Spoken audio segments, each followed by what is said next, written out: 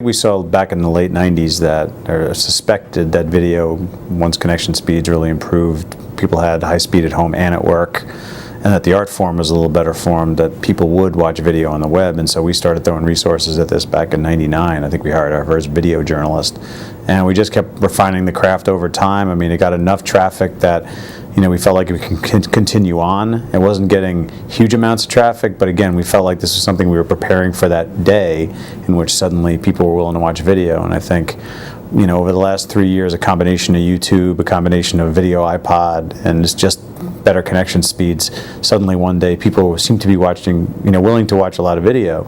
And it was odd for a lot of us who've been doing this for a while that it seemed to happen so quickly, that it went from some people watch video to everybody's willing to watch some video.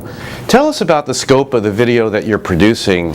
We do some that's purely news video, Bush press conference, just something we think enhances a news story and gives somebody some depth. We obviously do documentary video where we send, one of the 6 or 7 video journalists we have somewhere in the city, somewhere in the country, somewhere in the world to chase a story on our own, sometimes with a post reporter.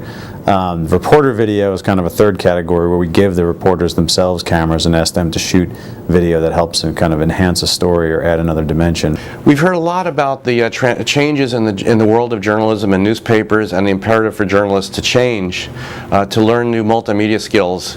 What are your thoughts on that?